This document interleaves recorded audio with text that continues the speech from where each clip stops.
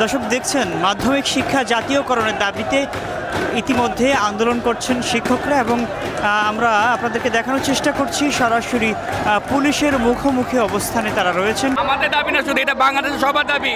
আমার দাবি, জনগণের দাবি, ছাত্রদের দাবি, অভিভাবকদের, ছাত্র জনতার দাবি। এই দাবি হলে জাতীয়করণ, সরকারিকরণ আমরা করতে চাই। সরকারিকরণ হলে সরকারি স্কেলে আমাদের বাড়ি ভাড়া ভাতা, চিকিৎসা ভাতা এইসব সরকারি স্কেলের মাধ্যমে আমাকে দেয়, তাহলে আমাদের জন্য সর্বোচ্চ ভালো হবে। আমরা বাড়ি ভাড়া পাই 1000 টাকা, চিকিৎসা ভাতা পাই 500 টাকা। 1000 টাকা বাড়ি ভাড়া দিয়ে বাংলাদেশে কোথায় কোন বাড়ি ভাড়া পাওয়া যায় আমার মনে হয় না বাংলাদেশে কেউ বলতে পারবে। আসলে এটা আমাদের শিক্ষক জাতির সাথে 1000 টাকা বাড়ি ভাড়া দিয়ে আমাদের সাথে তামাশা করা হচ্ছে।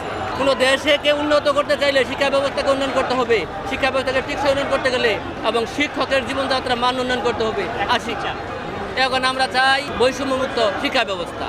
বৈষম্যমুক্ত শিক্ষা ব্যবস্থা আমরা চাই আমাদের শিক্ষা ব্যবস্থা জাতীয়করণ করা হোক। সবার আগে জাতীয়করণ করার আগে আমাদের বাড়ি ভাড়া এবং চিকিৎসা ভাতা সরকারি নিয়ম অনুযায়ী পার্সেন্টেজ আকারে দেওয়া হোক, এটা আমাদের দাবি।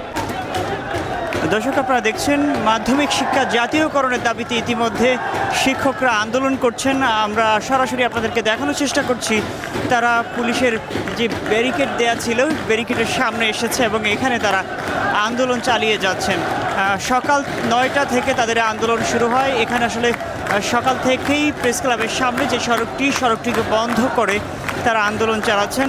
অন্যদিকে পুলিশ তাদেরকে সচিবালয়ে ঢোকার যে পথ রয়েছে সেটা বন্ধ করে দেয়, তারা যেন আন্দোলনকারীরা যেন সচিবালয়ের মধ্যে প্রবেশ না করতে পারে। আমরা দেখছি যে এখানে পুলিশ রয়েছে, আইনশৃঙ্খলা বাহিনী যারা তারা তাদের পর্যাপ্ত ব্যবস্থা নিয়ে এখানে তারা অপেক্ষা করছেন। অন্যদিকে আন্দোলনকারী যারা রয়েছেন তারা কিন্তু বিভিন্ন স্লোগান দিচ্ছেন এবং সেই সাথে তারা জাতীয়করণের যে দাবি সেই দাবিটা জানাচ্ছেন।